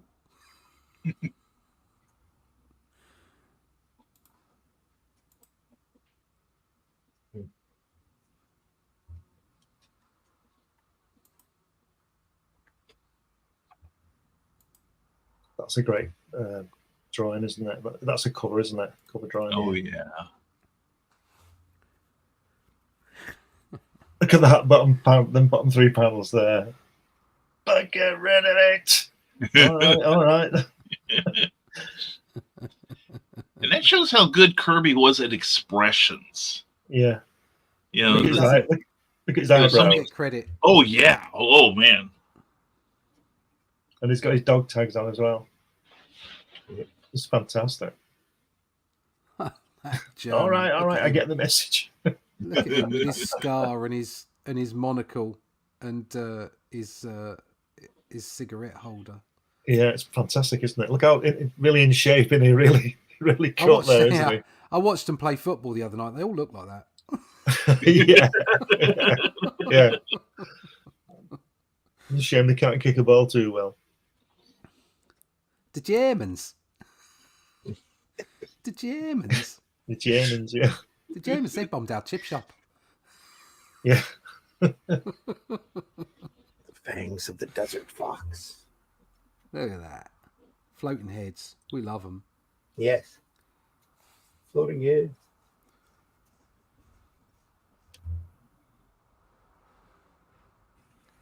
Oh, Captain Look at America that. and Bucky. That was Look one of the at best that. issues there. Just amazing. Wonderful colouring there. Oh yeah. Yeah. It's this. What they're watching it on the pictures, aren't they? Yeah. Brilliant. It's fantastic. Again, testing the waters to see if Captain America would be viable. Mm-hmm. That story.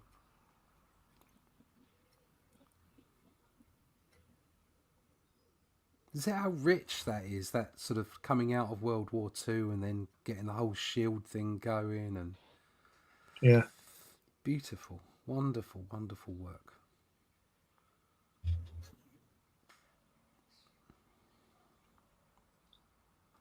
Wow. Witch Tales, the Fury. Mm-hmm. You see, that really, I suppose it's really why series should end. It's why you should have an end point. I mean, you know, while comics were selling, it's great, but there comes a point where you can't transfer those ideas. Do you know what I mean? You have to start again. Yeah. Even if it's like, I don't know, like a sort of the way that DC kind of creates a new world with all the same characters, just from with a different, slightly different story to them, and says, right, okay, this is the canon now. Even if you reset it, there comes a point where characters that were doing whatever they were doing in 1965 can't be doing the same thing in 2005. Do you know what I mean? Yeah. Yeah. On that block there, it talks about the effects that Kirby would do on screen would cost mega millions. If you go to the Arrow website, I've done a blog about it and mentioned stuff like that. Just for everybody out there. The Arrow website? Yeah, Arrow Comics website. What? Arrowcomics.store? Yeah, sorry. Arrowcomics.store. Yeah, sorry, .store, yeah. We're expanding the store site out to have more content. Luke's got a subscription service going over there where we're offering a digital comic every month. And then you get access to the Arrow library, which is constantly having more stuff added to it. Nice. Not necessarily even things you can get in hard copy. So there's always been a couple of issues of Spank the Monkey over there that I've colored that there are no hard copies of, in color at least, that are available over there at the store. Nice. Or Shield. So that's so your piece is in the members area. Yes. Yeah. Cool. It's just it also it serves as a prepping ground for the newspaper that we're working towards as well. Yeah. There'll be printed content out there available for the retailers for independent comics.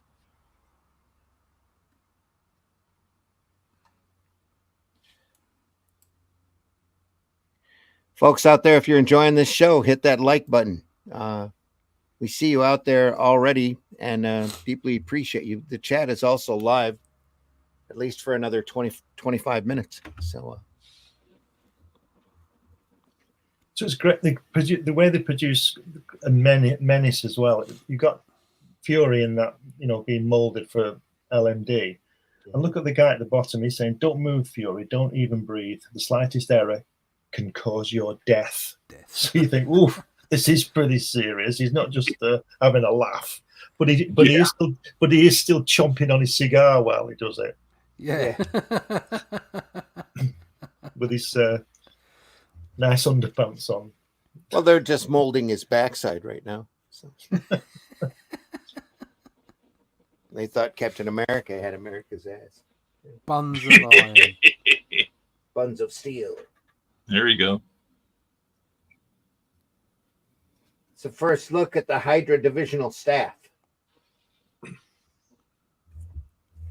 Later on in a Daredevil, they assign supervillains to each department. So, have you seen those? I guess the Navy guys, U.S. Navy guys, on those with those like Iron Man hands, where they're flying around the aircraft carrier. Have you seen that? Yeah. Oh, yeah. Have you seen that? Yeah. Oh, good! It's fantastic. It's just these guys, isn't it? Mind you, these have got the James Bond type of thing on, but that's the same thing, isn't it? And this is what 1965. See, I found that fun about the whole Shield thing. It was like James Bond in that way. Yeah. Especially at the end when you had like big armies of like Shield operatives would come in. They'd be fighting like Hydras or AIM or the whoever the Yellow Claw was telling to fight for him. Or it was just bonkers. Great fun. Yeah, it's a cross between Bond and the Man from U.N.C.L.E., isn't it? Yeah, it's that kind of thing. Yeah, with a bit of superhero action thrown in. Yeah. Oh yeah. Great ink in there by Joe Sinnott on that cover. Mm-hmm. These Hydra guys are on square skateboards. Yeah. Yeah, look at them wandering around there. Whiz. Look at us go. Mhm. I'm just going to pop a bad boy here. And Pop a go. that Watch me do a weapon turnpike. Go ahead, Glenn. that weapon that the shield guys are holding, I don't know why, but even back then it gave me sort of Roman vibes to where they where the Romans moved forward with the shields and everything. Yeah. And they're like a giant turtle type of thing, and all the arrows hit the top and all that kind of. It just reminded me of that, the way they're obviously all moving forward. Well, they've all got around the outside. They're kind of gripping the whole weapon, aren't they? And then the people on the inside have got that kind of shit. Except that one guy with a club. How's he going to reach anyone with that club? We're going to throw it. He's going to throw it. Get out. And when we're done, we can go bowling. I just noticed something. Nick Fury's weapon. I see how it's aligned, but am I wrong in that the fire is kind of like listing to starboard on there? I was just going to say that, Brian. If you notice, if you look at Fury's, look at the guy at the left. His is doing the same. I think what it is, if you look, I was going to say this before. What it is especially in the Howling Commandos, when he's firing the machine gun or anybody's firing, there's always that, and I think it's because he's moving it. Yeah, he's spraying it. Do you see what I mean? So the line, isn't going. That's like the previous round, if you understand what I mean. He's about to fire. That's what I get from it. And he's shooting this. He's shooting this poor guy off camera. All you can see is his hand.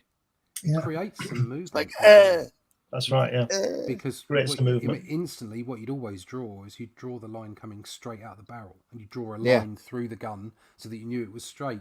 But if there's some kind of movement where you're sweeping the gun across, then you will kind of just catch it slightly bent. Mm-hmm. Yeah, that's what he's doing, I think. Yes, created that movement. That's why he's a genius. Yeah. But then again, he's seen that, hasn't he? Yeah. Oh, look at that.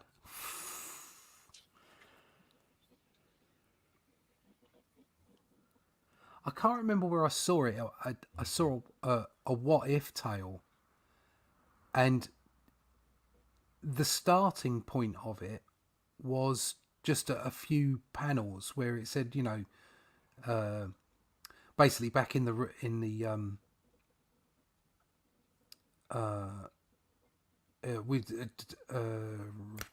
what is it?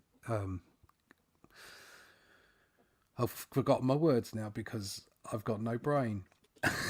It was Da Vinci. That's it. Back with Da Vinci.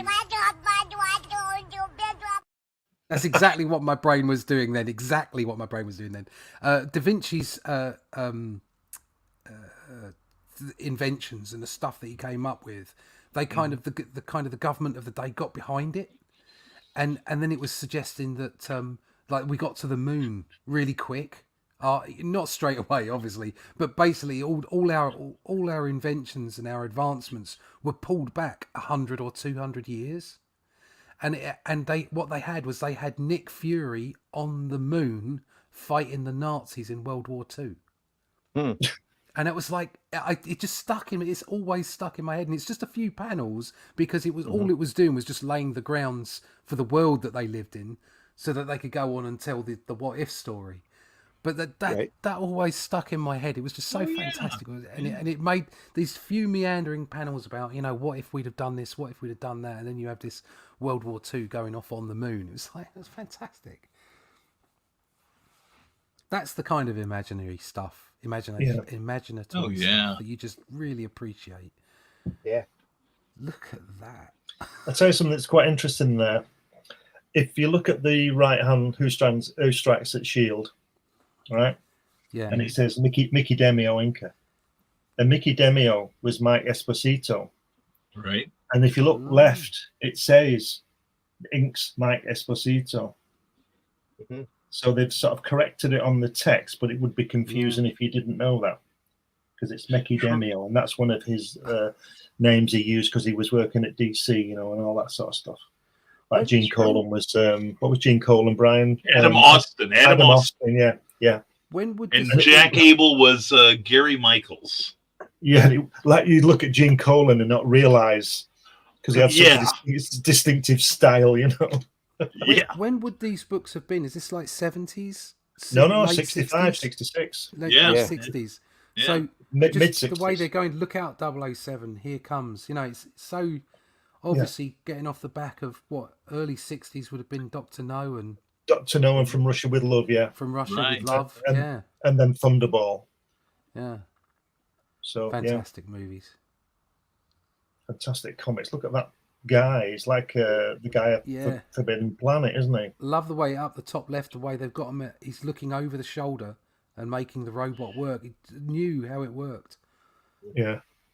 Unlike Kirby, where a lot of the time he'd kind of make machinery up from one panel to the next. Yeah.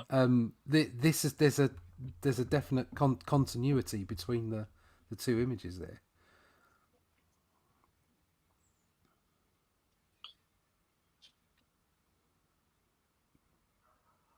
Submariner. Woohoo! Submariner. Now that Submariner, that prince with that poster there, always makes me. I can't work out what he's doing with his legs. It's almost as if it's almost as if his left leg was his right leg, but there was a bit of a bulge in the new bit. Mm-hmm. Yeah. Ooh, Way out of no, proportion that's here. messing me up. And here too, the arms are also out of proportion. Yeah. That's messing me up. That is. Yeah, Because there was if an you look- arm on the blob a few pages earlier that was just, like distended. Yeah. Yeah. But I like the way he bulked him up because he was quite skinny, wasn't he, to start with? Oh, yeah. Especially when Bill Everett was doing it, and then he all of a sudden he bulked up into the godlike musculature. That's one amazing way to get a shave and a haircut. Yeah. Yeah. And look at Johnny. He looks Turn it about off. 7. He looks like he's 7 years old, doesn't he? In that drawing. Yeah. He's just a Instead wee of boy. 12, He's at a school you know. night. What's going on? Brilliant. Here's a It should, There's a splash and page it should say he should get his shaving in there. It should say it's Mr. Spock. yeah. But this is 4 years before Mr. Spock. Just as a point, you know, like where you used to go and look things up when you read comics as a kid, back in the day when people actually looked at books and things, and you went and checked a word out because you couldn't understand the word, so you read it in a comic and then you went and looked it up in a dictionary. Oh, yeah. And just the name Submariner. When I first saw that name as a child, I was like, "What the hell is that? What does that mean?" I didn't realise what the meaning was behind the name. I don't understand that. And it made me go and find out what it meant. There's so much good stuff in these comics that people don't appreciate how good they are educationally. And it's not in there. Like some of us have good vocabularies. Yeah. It is, exactly, yeah. And it's not in there as education. It's just done well. Yeah. Yeah. It's thoughtful. It's not talking down. Like, it annoys me when you hear people say kids comics, and so often kids comics are just really dumbed down. Yeah. And that's not the way you should be talking to kids. You should be, you know, because all the time kids want to go up to the next level, don't they? They're always after growing up. Okay, the youth is wasted on the young. All right, but that's what you like when you're a kid. You want to see what the person that's a year older than you is reading or whatever, and so you should never talk down to them. Do you know, like? Right. And that was what was great about it. That's what made these comics all ages. Because they didn't talk down to anybody, and they left out the extremes, as it were. Most of the time. Yeah. You see where Doom's talking to Namor there, and he's trying to convince him. At the end of that little sequence there, that 3 panels, at the end, Dr. Doom should say, "Listen, you're almost as handsome as I am. I'll get you a mask." Never mind that little scratch on your nose. Get a mask. I think he's leaning over and going, "You smell fine." And yes, I am pleased to see you. Yeah. Something pokes in the back of the avenging sun. That's right, yeah. What's he doing there? What's he riding those turtles? What's all that about? I thought he could. And why has he got a cloak on underwater? It'd be wrapped. It'd be too. He wouldn't be floating like that. Would he? He's got Royal cloak. Yeah. And everybody else is swimming, and he's looking like he's flying along with Arzak. Yeah. Yeah, but that's one of the best stories ever. Yeah. I mean, what a statement. Yeah. Right. The Fabulous Fantastic Four present Submariner versus the human race. I mean, Yeah, that kind of sets the odds up right there. Mhm. you've got to read it. It's just, I mean, look at that crazy. I don't know what it is. That crazy weapon that guy with the trumpet's got. Look at the design of the blade. I mean, just put a blade on it. Look at it. Oh, yeah. Everything's interesting, isn't it? Even with his fishnet stockings he's got on the guy. Yeah. Yeah, Black Canary called. She wants her pantyhose back. Yeah. It's brilliant. Fishnets, after all. Oh, Yeah. Randy will be here all week. Look at that. Oh my God, what panorama! I was saying before, about took me a while to get to appreciate Dick Ayers, but this is just superb, isn't it? Mhm. Absolutely incredible. He doesn't get enough credit for being a really sympathetic inker to Kirby. Yeah, but look, you've seen Hard Sky line. Masters, haven't you? His Oh, work on God, Sky yeah. Masters. It's Oh, yeah. fantastic. It is. I mean, to follow Wally Wood as well, he did a bloody good job. Oh, he did. That's gorgeous. Couple more classic covers here. Oh yeah. Wow, look at that. It's a great shot. I like the way that I know it's not related, but I like the way the cover is got Namor in prison and then the Hulk breaking out of his bit. Yeah. Mhm. It's fantastic. And it's like he's drawn Namor in the cage, and it's like, how can I make it more interesting? I'll just put some smoke going across it. That'll make it look good. Yeah. Yeah, why the hell not? Got to show it's underwater. I know. Just great the way he does it. It's just Yeah. absolutely brilliant. And then bam, the Hulk comes through the wall. Doof, Rawr. with his purple pants on again. Hulk smash. Silver Surfer. Classic cover again. Yeah, Oh yeah. And a Nice. classic splash page. It's just great. yeah. That's incredible, isn't it? Yep.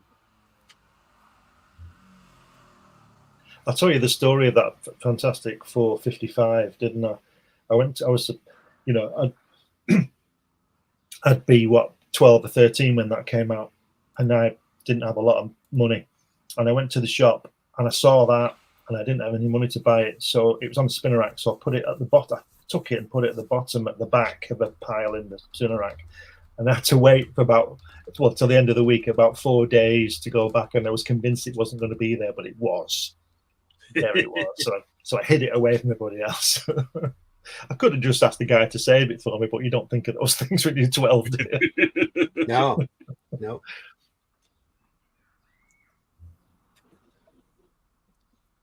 And the clerk would have probably thought you were crazy anyway. Yeah. Save this. Kid, it's a dime. Go on. Put that back in the rack.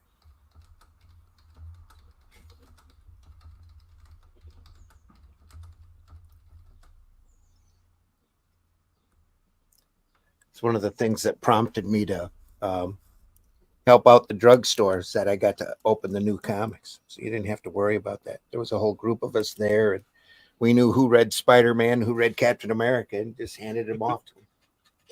There you go. Training for a comic shop. Exactly. Lots of ducks.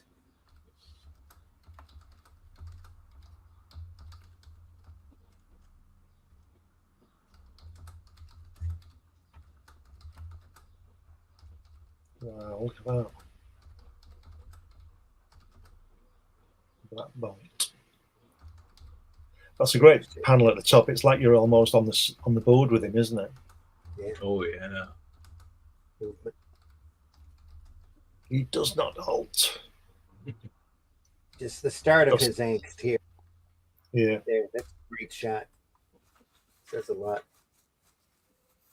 Yeah, I would have liked to have seen the Savage Silver Surfer continue. I think that would have been interesting to read. Yeah, this was the last episode. This was the last issue, wasn't it? It left after Right. this, didn't it? Yeah. That's when he's got that great screaming, about the injustice and everything. I think it's a very personal page, that. Oh, yeah. That was And I my could- big introduction to the Inhumans here too.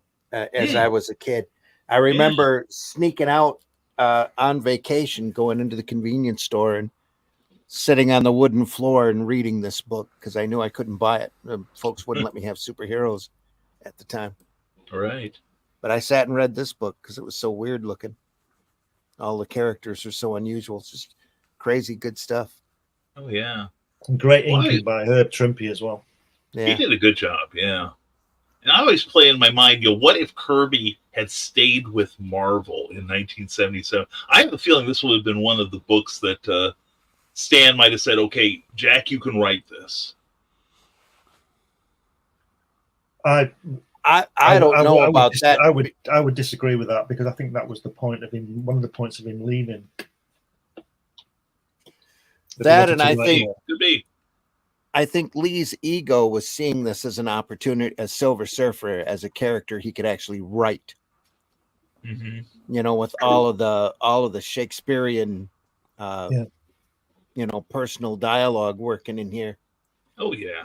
I think Lee would have had a rough time passing that character on. Yeah, especially to the co-creator or the creator of him. Yeah, the thing though, the mistake Marvel made was not letting Kirby do the Inhumans book. Yeah, Agreed. Because he was making catalogs of characters that he ended up using for, one or two pantheons afterwards. All of the New Gods and the some of the Inhumans, Eternals come out of that during this period because Kirby was so excited that it looked like he was going to be able to do an Inhumans book. Oh yeah. Well, they put the Inhumans in the back of Thor, didn't they? Yeah. That was going to be its own book. And they split it with Black Widow and Amazing Adventures when it first started. Right. Didn't they? Then they put Dr. Right. Doom in. It started, the origin of the Inhumans started in, they took out Tales of Asgard and put it in the back of Thor. And that was going to be the launch of the Inhumans book. And then when they finally got around to letting Kirby get on with it, they put it in with that, the other book that you say, in 1970, I think, just before he left. Mm-hmm.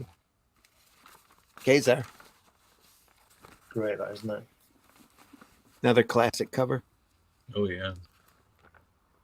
How close are we to finishing? Oh, we still have. We're just up to Kazar at this point. We still have all we the got 70s another? stuff. Have we got another episode? Oh yeah, we got another It's episode to go. 5-2 now. Yep. Let's get past Kazar here. Look at Craven. that. Now, Sam Granger did a great job on this inking, and it's a shame he didn't do more. I don't know how many issues. I don't know how many issues he did, but I bet it wasn't more than 2 or 3. Yeah, love it. But Granger was also a good one on Sal Buscema too, on his first Avengers. Sam Granger to me is another underrated inker. Oh yeah. Look at that drawing there on the left of that, the Craven and that inking on it, those fingers. We said this before, and it's obviously very true. The greatest inkers don't eliminate the penciler. Right. Charles is in the house. Johnny Storm knew Subby from the Golden Age, but didn't recognize that he had become a modern version of the Torch. Yeah.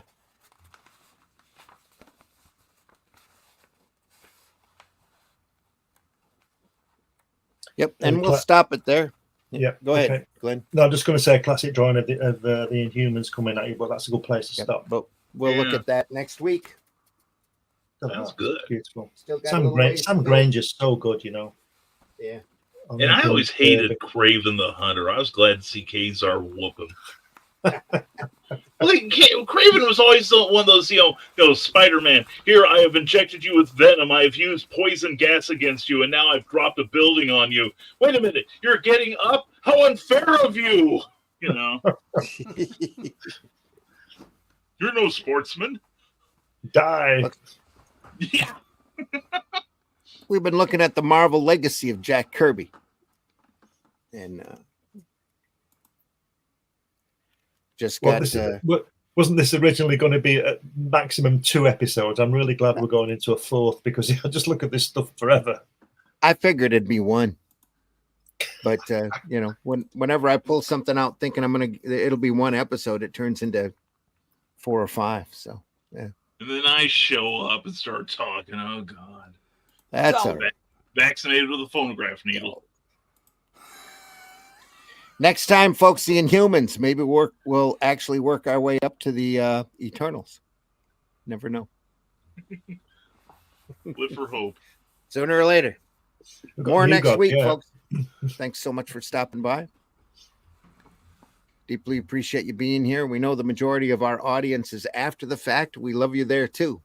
Even though you can't contribute live to the chat, we deeply appreciate an audience. If you enjoy this program, tell your friends. And we love doing this. We love showing this artwork off because it's, part of our childhood, our nostalgia, and it's what we love. And it's what it really inspired us to get into this crazy business. So we're glad you're here for the ride. Brian, tell folks how they can find you. RisingTide.pub. Also, my stuff is available on Amazon and any decent bookseller online. Be sure to check out my latest works, The Quest for the Delphi Oculus from Flinch Books, and from Rising Tide Publications, The Terrors. And a sequel is in the works and all kinds of spin-offs. So thanks for having me, Randy, and it was good to be with the guys again. You're always welcome on whenever you can get here, Brian. Deeply appreciate you being here. Thank you. Russ, tell folks how they can find you. Yeah, you can find me over at russleach.com. Sign up for the email list so I can tell everybody what's coming up next.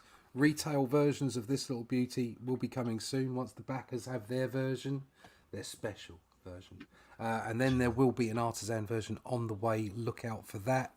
The only way to keep up with all that information about whether Only Death Can Save Us is coming back or not, more of this, Atlantean, and all the other fine stuff we have coming from Arrow Comics. Get on the email list, russleach.com. Sign up for the email list. You won't be sorry. There you go. Glenn, tell folks how they can find you. On these podcasts on Friday and Sundays, and Thursday on the Luke Stone show.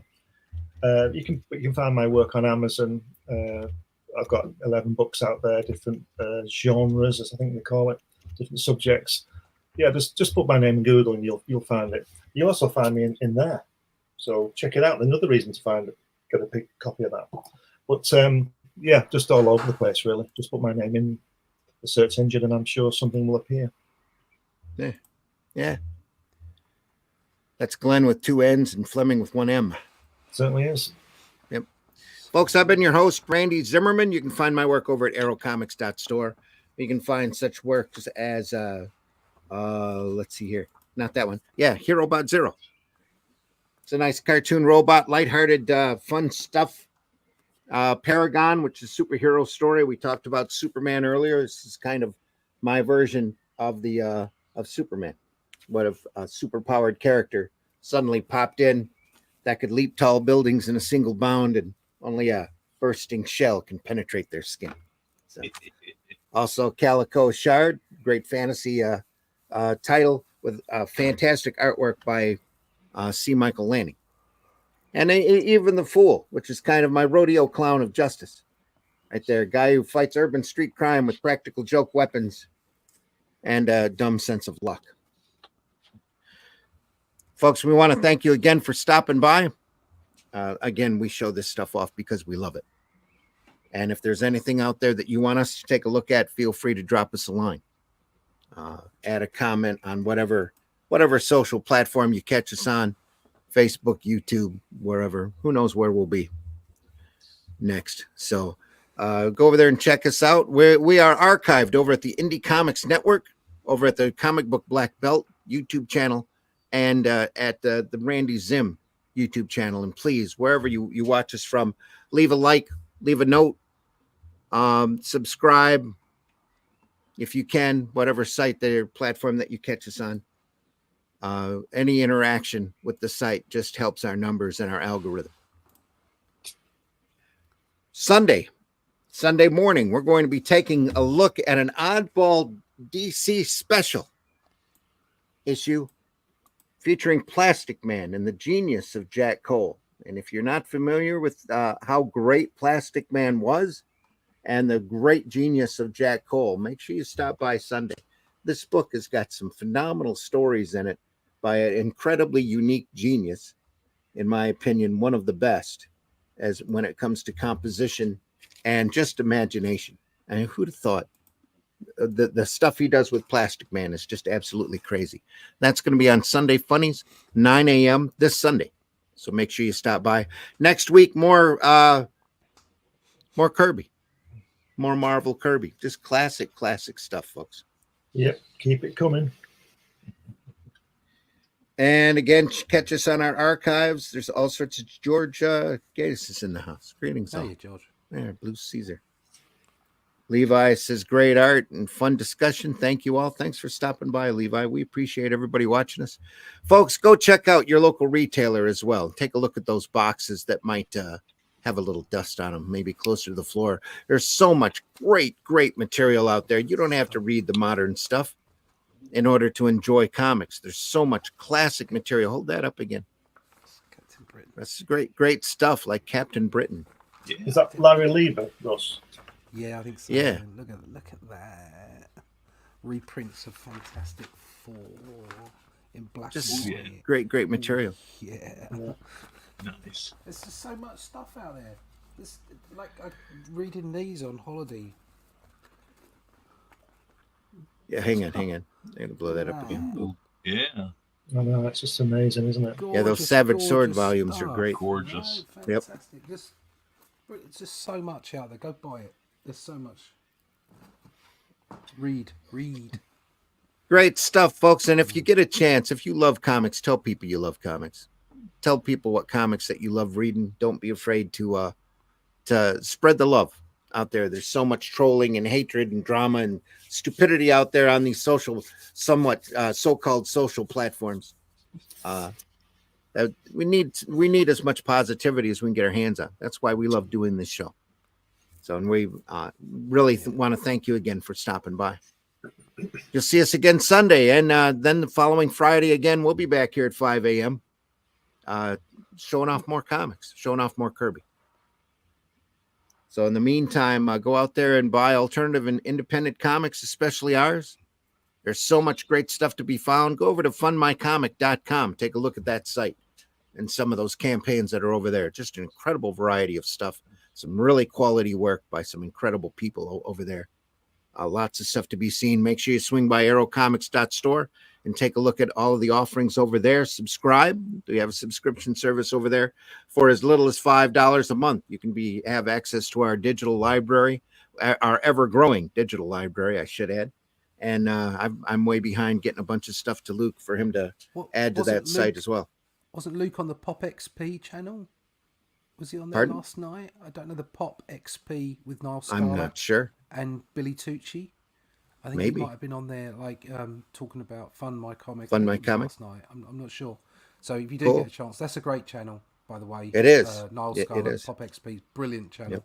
Go check that out, especially if you've got Fund My Comic on there. That's where everybody should be going to fund their comics. The clue is in the title. There you go. And folks, like I said, spread the love, hating and creating. We'll see you soon. Take care, See ya. everyone. Thanks again Thanks for for coming coming. by, stopping by. Appreciate you greatly.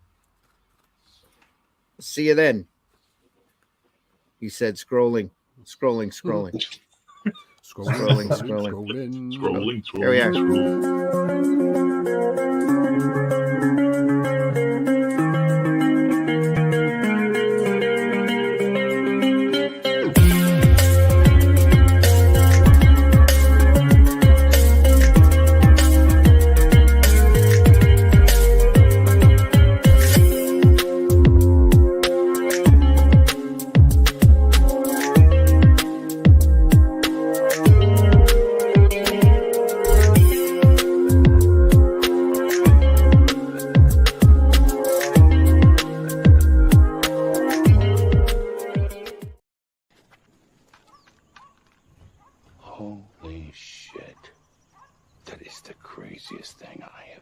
ever seen. And I'm Dennis Quaid, and Dennis Quaid has seen some shit.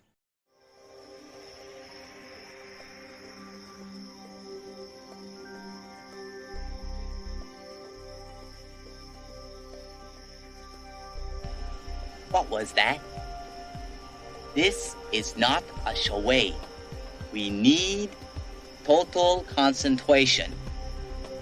Now, once again, this time, with the...